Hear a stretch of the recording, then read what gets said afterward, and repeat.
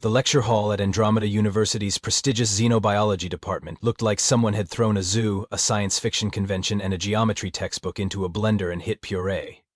Professor Kelvac stood at the front of the room, all four arms gesticulating wildly as he adjusted his holographic display for the third time in 2 minutes. His species, the Vorthaki, were known for two things: their obsessive need to catalog everything in the universe, and their complete inability to operate simple technology without making it unnecessarily complicated.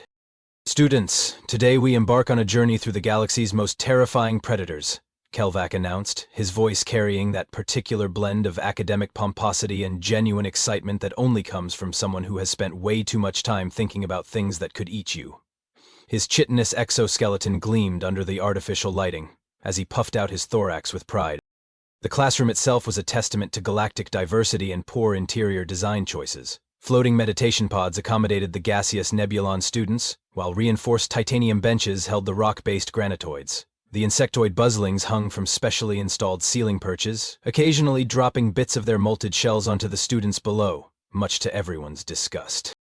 In the third row, wedged between a 7-foot-tall crystal being who communicated entirely through color changes and a sentient fungus that smelled suspiciously like old cheese, sat Jake Martinez.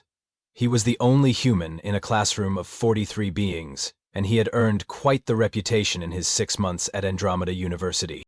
Jake had originally applied for the exchange program because, and this is a direct quote from his application essay, "Earth food is getting boring and I heard alien cafeterias have better variety." The admissions board had apparently mistaken this for deep philosophical curiosity about interspecies cultural exchange. They were wrong, but Jake wasn't about to correct them, as long as the cafeteria kept serving those purple things that tasted like pizza and made his tongue tingle. The other students had learned to both fear and anticipate Jake's contributions to class discussions. He had a disturbing habit of asking questions that seemed innocent, but inevitably led to 20-minute tangents about Earth customs that left everyone more confused than when they started. Last week, he had derailed an entire lecture on symbiotic relationships by asking if anyone wanted to hear about something called marriage. Professor Kelvac had tried to ignore Jake's raised hand for the first month of classes, but the human had a persistence that bordered on weaponized annoyance.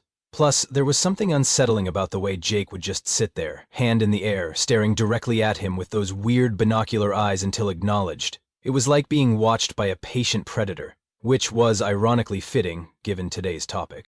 "Now, before we begin," Kelvac continued, shooting a preemptive warning glare at Jake, "I want to establish some ground rules. We are discussing actual apex predators, not Earth's domesticated animals, recreational activities, or bizarre mating rituals. This is serious xenobiology, not story time."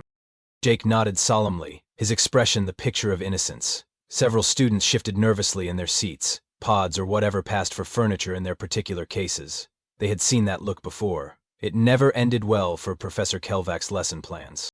The crystalline being next to Jake shifted through several shades of amber, which roughly translated to "here we go again" in her species' color-based language. The fungus student released a small puff of spores that smelled distinctly like popcorn, which was his species' equivalent of settling in for entertainment. In the back row, a buzzling named Chirp Click Whir began taking bets on how long the professor would last before Jake completely derailed the lecture. The current odds were heavily favored toward less than 15 minutes. With a few optimistic souls betting on a full 20 minutes of actual academic content. Professor Kelvac cleared his throat, which in Vorthaki involved a sound like grinding coffee beans mixed with a dying air conditioner. "Today, we shall explore the galaxy's most feared predators, beginning with the shadow stalkers of Vega Prime and culminating with the legendary void hunters of the Epsilon Sector." Jake's hand twitched slightly, but remained on his desk. Several students held their breath. "These creatures represent the pinnacle of evolutionary perfection in the art of hunting and killing," Kelvac continued, warming to his favorite subject. "They are the ultimate expression of nature's desire to create the perfect killing machine." Jake's eyes lit up with that particular gleam that made Professor Kelvac's antennae twitch with dread, but the human remained silent, apparently content to let the lecture proceed. For now. Professor Kelvac activated his holographic display with the kind of dramatic flourish that suggested he had practiced this moment in front of a mirror. The air above the lecture podium shimmered and coalesced into a three-dimensional nightmare that made half the class instinctively reach for whatever passed for weapons in their respective cultures. "Behold, Kelvak intoned, his voice dropping to what he probably thought was an ominous whisper but actually sounded more like a malfunctioning garbage disposal. The Shadow Stalker of Vega Prime. The hologram showed a creature that looked like someone had taken a panther, fed it nothing but protein powder and rage for 6 months, then strapped chainsaws to its feet. Its obsidian fur seemed to absorb light itself, and its eyes glowed with the kind of malevolent intelligence that suggested it not only wanted to eat you, but had already planned out the most psychologically traumatic way to do it. The Shadow Stalker, Kelvak continued, clearly in his element now, can phase through solid matter at will, has reflexes faster than most species' nervous systems can process, and produces a neurotoxin so potent that its prey often dies from fear alone before the creature even touches them. A collective shudder ran through the classroom. Even the granitoids, who were literally made of rock and generally considered fearless, made nervous grinding sounds. Jake nodded appreciatively and jotted something down in his notebook. Several students craned their necks to see what he was writing, but his handwriting looked like it had been created by a drunk spider having a seizure. Next, Kelvak said, warming to his subject as he switched to a new hologram, we have the Razor Beast of Titan 7th. This creature looked like the unholy offspring of a grizzly bear and a Swiss Army knife. Every inch of its body was covered in retractable titanium claws. Its hide was apparently made of some kind of natural armor plating, and its roar could shatter reinforced glass at 300 meters. The Razor Beast, Kelvak explained with obvious relish, has been known to hunt entire space cruisers. It can survive in the vacuum of space for up to 6 hours, and has been observed using tools to breach hull plating.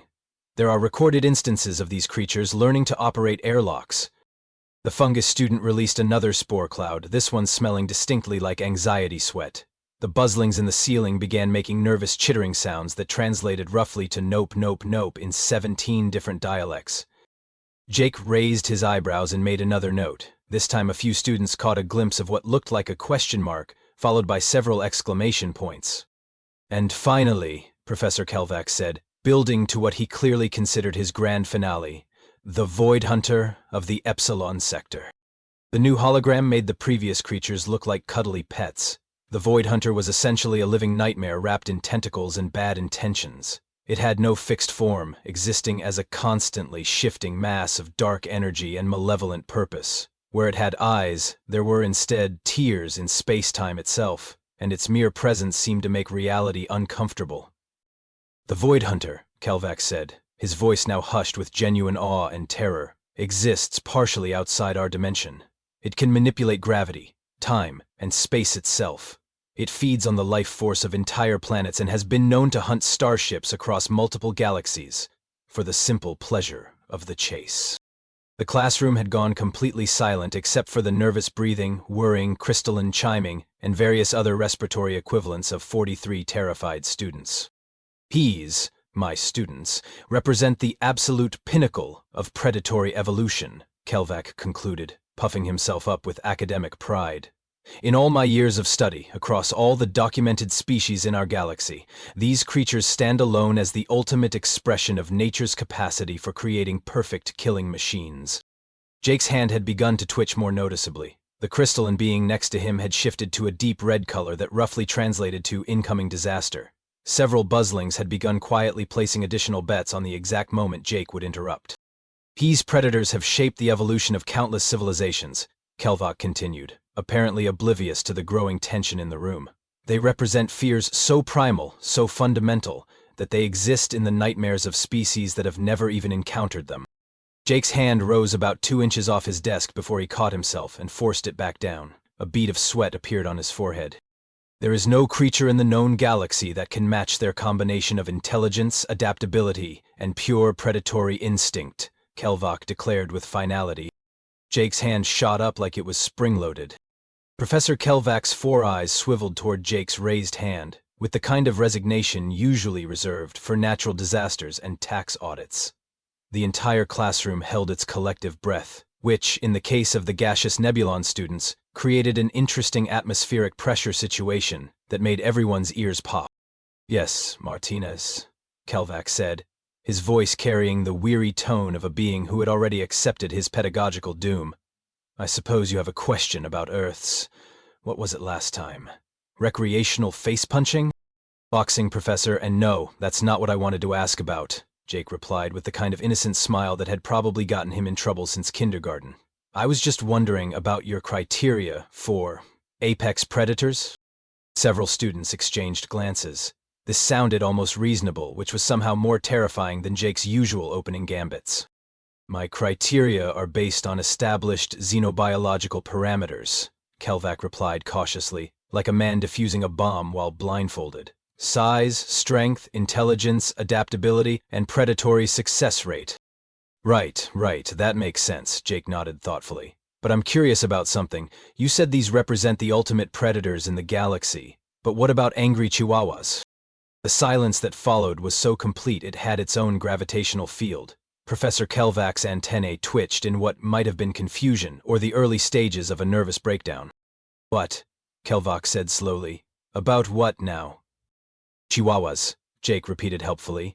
You know, Canis lupus familiaris, subspecies psychoticus. Small terrestrial predators from Earth. I'm just wondering why they didn't make your list.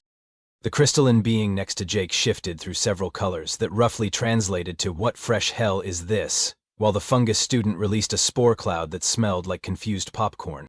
Martinez, Professor Kelvac said, his voice taking on the strained quality of someone trying very hard to remain professional. I am not familiar with this Chihuahua species. Are they perhaps some form of Earth apex predator I've overlooked in the xenobiological databases?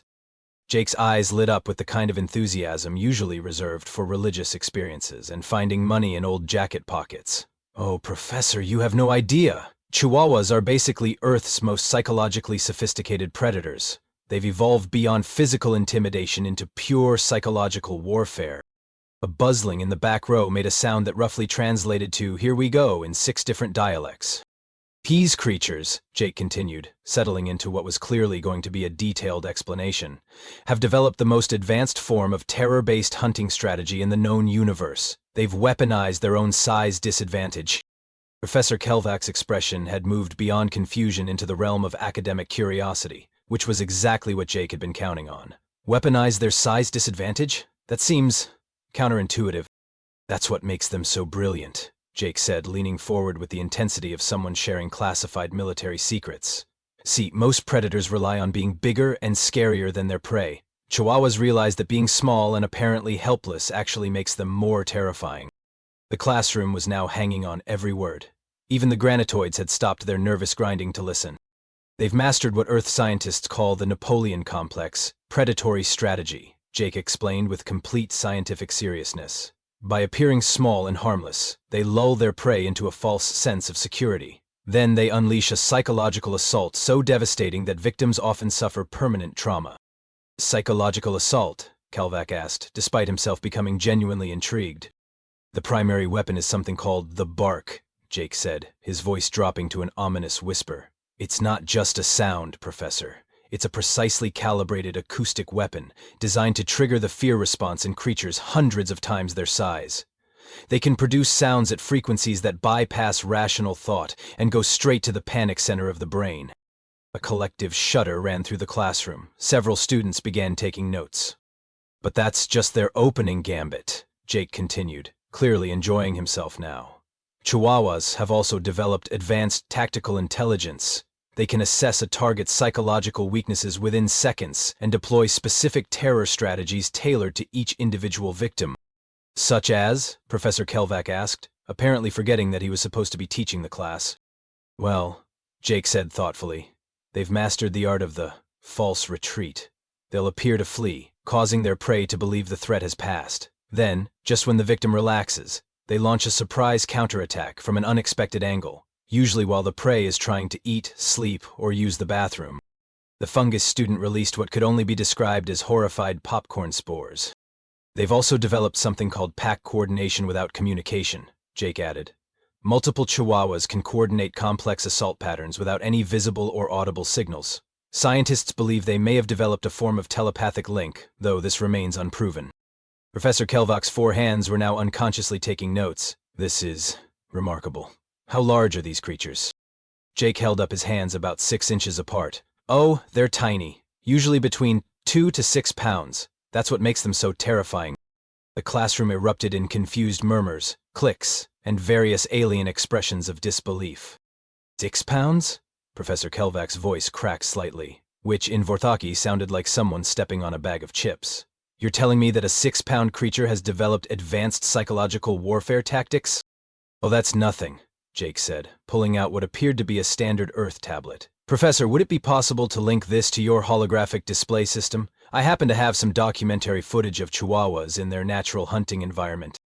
The words documentary footage had the same effect on Professor Kelvac that catnip has on cats. His academic curiosity completely overrode his survival instincts. Of course. Class, we are about to witness actual field research of an undocumented apex predator species. Jake connected his device to the alien technology with the kind of casual competence that suggested he'd been preparing for this moment. Now, I should warn everyone that some of this footage is quite disturbing. We're looking at creatures that have had millions of years to perfect their hunting strategies. The holographic display flickered to life, and suddenly the classroom was filled with the image of a suburban Earth neighborhood. It looked peaceful, almost idyllic, with neat houses and well-maintained lawns stretching as far as the eye could see. This is a typical human settlement, Jake explained in the serious tone of a nature documentary narrator. Notice how calm and unsuspecting everything appears. The humans have no idea they're living in the territory of one of Earth's most dangerous predators. A small brown and tan blur suddenly shot across the holographic lawn, moving with surprising speed for something the size of a large rat. There, Jake said, highlighting the creature with a laser pointer he'd somehow produced from nowhere. Canis lupus familiaris, subspecies psychoticus. Watch carefully as it begins its hunting pattern. The Chihuahua in the hologram had stopped near a mailbox and was staring intently at something off-screen. Its ears were forward, its body rigid with what Jake described as predatory focus. Notice the tactical positioning, Jake continued. It's chosen high ground near a territorial marker, what humans call a mailbox.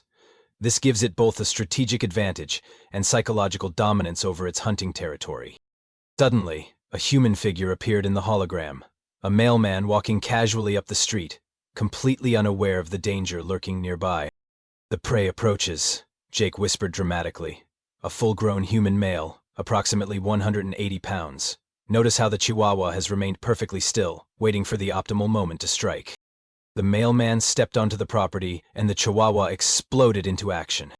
What followed could only be described as acoustic terrorism.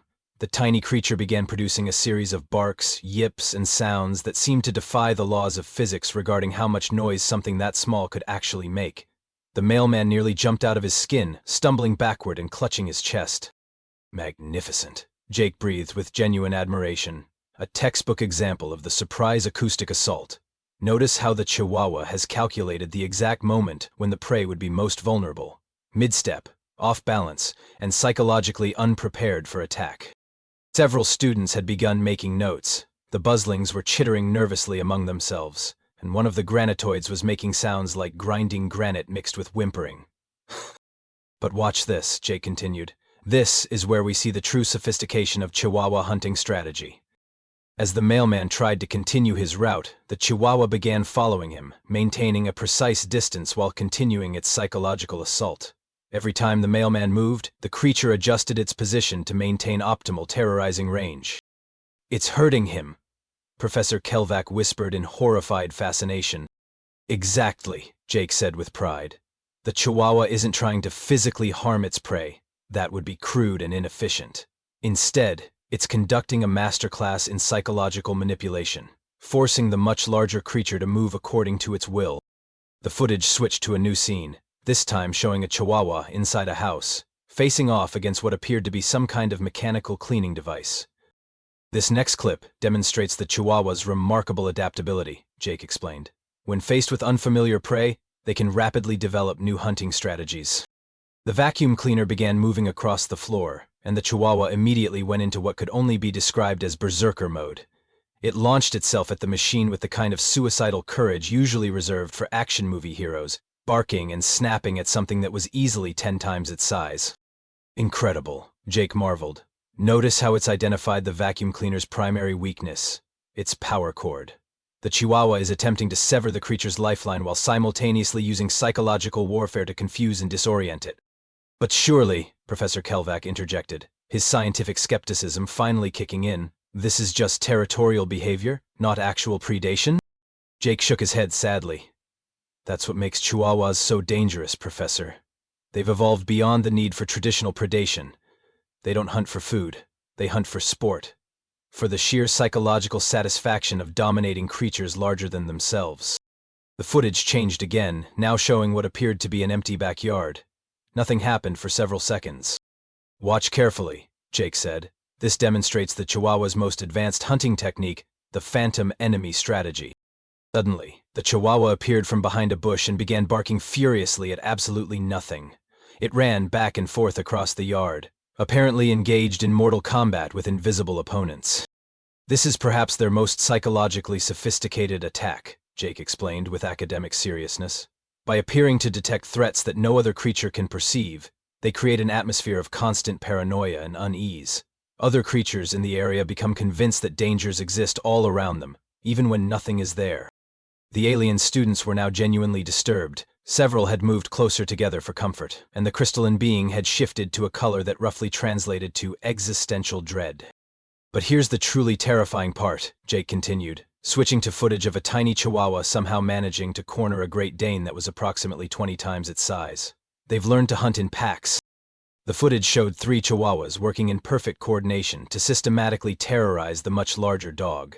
One would attack from the front, while the other 2 flanked from the sides, creating a tactical formation that would make military strategists weep with envy. Pack hunting, Professor Kelvac murmured, his 4 hands trembling slightly as he took notes. Coordinated psychological warfare, acoustic weapons, phantom enemy tactics. He looked up at Jake with something approaching awe and terror. Martinez, these creatures, they're monsters. Oh, Professor, Jake said with a smile that was somehow both innocent and deeply unsettling. You haven't heard the worst part yet. The entire classroom leaned forward in horrified anticipation. Humans keep them as pets. The silence that followed Jake's announcement was so profound that it seemed to have its own atmospheric pressure.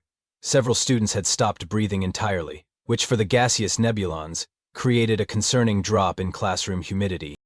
Professor Kelvac's 4 eyes blinked in sequence, like a computer trying to process information that fundamentally violated its programming. I'm sorry, he said slowly. Did you just say that humans voluntarily cohabitate with these psychological warfare specialists? Oh yeah, Jake replied with the casual tone of someone discussing the weather. Most human families have at least one. Some have whole packs of them. My neighbor back home has 7. A buzzling fell off its perch and crashed onto a granitoid, who didn't even notice because he was too busy making sounds like a rock tumbler full of anxiety. Let me make sure I understand this correctly, Professor Kelvac said, his voice taking on the strained quality of someone trying to maintain sanity in an insane universe. Humans, your species, deliberately brings these creatures into their homes? With their offspring? Especially with their offspring, Jake confirmed cheerfully. We actually think Chihuahuas are great with kids. Something about building character through adversity. The crystalline being next to Jake had shifted to a color that didn't exist in any known spectrum, which roughly translated to, my entire worldview is crumbling. But surely, Professor Kelvac protested, there must be some form of containment protocol, heavy sedation, psychic dampening fields. Jake shook his head with amusement. Nope, they just live in our houses, sleep on our furniture. Some humans even let them sleep in their beds. In their beds? The fungus student released a spore cloud that smelled like existential crisis mixed with buttered popcorn. Oh, that's nothing, Jake continued, clearly enjoying the mounting horror in the classroom. Humans have actually developed a whole industry around making Chihuahuas more comfortable. We make special food for them, toys for them to play with, and little clothes to keep them warm. Clothes? Professor Kelvac's voice had risen to a pitch that was making several students' auditory organs ache. Jake pulled up another image on the holographic display. It showed a Chihuahua wearing what appeared to be a tiny sweater with reindeer patterns on it. This is a seasonal outfit, Jake explained with scientific detachment. Humans have observed that Chihuahuas become more psychologically effective when they're comfortable, so we've developed an entire fashion industry dedicated to accessorizing our apex predators. The image switched to show a Chihuahua wearing tiny boots, a matching hat, and what appeared to be a miniature leather jacket. Some humans spend thousands of credits annually on Chihuahua accessories, Jake continued. There are professional Chihuahua stylists, specialized veterinarians, and even psychologists, dedicated to understanding their complex psychological needs. Psychologists? Professor Kelvac was now taking notes so frantically that his forehands were creating a sound like someone rapidly shuffling playing cards. You mean humans have developed therapeutic intervention techniques for managing these creatures' psychological warfare capabilities? Well, sort of, Jake said thoughtfully. Except the therapy is usually focused on making the Chihuahuas happier and more confident, which tends to make them more effective predators. Several students began making sounds that roughly translated to various forms of "why would you do that" across 17 different languages. But here's where it gets really interesting, Jake said, switching to a new image that showed a human child, perhaps 5 years old, carrying a Chihuahua that was nearly the same size as the child's torso. Humans routinely allow their young to interact directly with these creatures. The classroom had gone beyond horror into the realm of pure incomprehension. This is considered normal childhood development, Jake explained. Human children learn basic survival skills by navigating the psychological warfare tactics of their family Chihuahuas. It's like advanced military training, but we start them at age 2. Age 2, Professor Kelvac's voice had now reached frequencies that were making the metal fixtures in the classroom vibrate sympathetically. Sometimes earlier, Jake confirmed. There are documented cases of human infants sleeping peacefully while Chihuahuas conduct acoustic assaults just inches from their heads. Human children develop immunity to psychological warfare before they can even walk properly. The implications of this statement settled over the classroom like a blanket of existential dread. "Let me see if I understand this correctly," Professor Kelvac said, setting down his stylus with a shaking hand. Humans voluntarily expose their offspring to psychological warfare specialists as a form of childhood development? Character building, Jake nodded. We figure if a kid can handle living with an angry Chihuahua, they can handle pretty much anything life throws at them. And this is considered normal? Completely normal, Jake assured him. In fact, humans who grow up without Chihuahuas are sometimes considered sheltered or overprotected. We actually have a saying, if you can survive a Chihuahua's judgment, you can survive anything. Professor Kelvac had begun making notes that looked less like academic observations and more like the desperate scribblings of someone trying to document the end of the world. "Professor," Jake said innocently, "I should probably mention that I have 17 of them back home." The sound that Professor Kelvac made was indescribable in any known language, but it roughly translated to the noise a computer makes when it's trying to divide by 0 while simultaneously catching fire. 17, he repeated faintly. "Yeah, they're pack animals, so you really need at least a dozen for them to exhibit their full range of psychological warfare tactics," Jake explained helpfully. "My mom runs a breeding program. She's working on developing new color variations while maintaining their core predatory instincts." "Your mother," Professor Kelvac said slowly, "breeds apex predators. As a hobby, well, it's more like a small business now," Jake said proudly. "She's got clients all over the planet. Some people wait years to get one of her Chihuahuas." "People wait years," Professor Kelvac repeated, his voice now barely above a whisper, "to acquire psychological warfare specialists. The good ones are worth the wait," Jake said with a shrug. "A properly trained Chihuahua can clear a room in seconds, establish territorial dominance over creatures 50 times their size, and maintain constant psychological pressure on multiple targets simultaneously. Plus, they're really cute when they sleep." The lecture hall had transformed into something resembling a disaster zone crossed with a therapy session. Professor Kelvac sat slumped in his chair, staring blankly at his notes while occasionally making small, whimpering sounds. His forehands hung limply at his sides, and his antennae had drooped so far they were nearly touching the floor. The students sat in stunned silence, each processing the horrifying revelation in their own species-specific way. The crystalline being had shifted to a deep purple color, that roughly translated to "my entire understanding of the universe has been fundamentally altered, and I may need professional help." The fungus student had stopped releasing spores entirely, which was the mycological equivalent of fainting. Several buzzlings were huddled together on their perches, making soft chittering sounds that sounded suspiciously like prayers. The granitoids had formed what appeared to be a support group, grinding against each other in patterns that meant, "we're all going to be okay," in 17 different geological dialects. The gaseous nebulons had condensed into tight, nervous clusters, creating small weather systems of anxiety that were making everyone's hair stand on end. Jake looked around the classroom with the satisfied expression of someone who had successfully completed a particularly challenging homework assignment. "So," he said cheerfully, "I guess that covers why angry Chihuahuas should probably be included in your apex predator classification system." Professor Kelvock's head snapped up with the mechanical precision of a broken animatronic. "Martinez," he said in a voice that sounded like it was being transmitted through a broken radio, "are you telling me that your species has essentially weaponized cuteness and turned psychological warfare into a leisure activity?" "When you put it like that, it sounds kind of sinister," Jake replied thoughtfully. "But that's not even the scary part." The classroom collectively held its breath, which in the case of the Nebulons created a small, localized vacuum that made everyone's ears pop again. "What?" Professor Kelvock asked with the tone of someone who knows they're about to regret the question. "Is the scary part?" Jake's smile took on a quality that would have been perfectly at home in a horror movie. "Chihuahuas aren't even our real pets, Professor. They're just what we consider starter animals for children who aren't ready for the responsibility of caring for something actually dangerous." "Starter animals," Professor Kelvock repeated mechanically. "Yeah, training wheels for pet ownership," Jake explained helpfully. "Most humans graduate to dogs that weigh 60 to 200 pounds once they've proven they can handle a Chihuahua. Some people keep wolves. My uncle has a Bengal tiger." Buzzling made a sound like a smoke detector having an existential crisis. "But if you really want to see some impressive Earth predators," Jake continued, apparently oblivious to the psychological devastation he was causing, "you should see what we call house cats. They're basically tiny serial killers that we've trained to use bathroom facilities and respond to their names. Last year, my cat brought me a live snake as a birthday present." Professor Kelvock began making a sound like a malfunctioning printer crossed with someone having a nervous breakdown. "Class dismissed," he managed to croak out. Nobody moved. They were all still staring at Jake with the kind of fascinated horror usually reserved for natural disasters or tax audits. Jake began packing up his tablet, completely unfazed by the psychological carnage he had wrought. "Oh, Professor, if you're interested in expanding your research, I could probably get my mom to send you some Chihuahua breeding documentation. She's got detailed behavioral analysis going back 15 generations. Professor Kelvock made a sound that couldn't be translated into any known language, but roughly corresponded to the noise its universe makes when it realizes it's been fundamentally misunderstanding itself.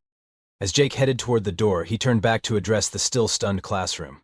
"Same time next week, right? I was thinking maybe we could discuss why humans consider sharks to be fun swimming companions, or maybe talk about how we've domesticated venomous snakes as emotional support animals."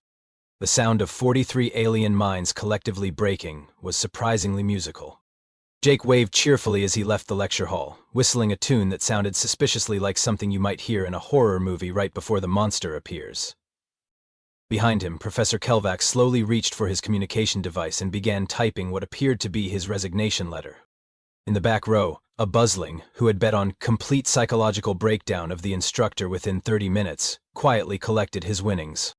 And somewhere in a small house on Earth, 17 Chihuahuas simultaneously looked up from their afternoon naps and began barking at absolutely nothing, as if they could sense that their reputation had just spread to another corner of the galaxy.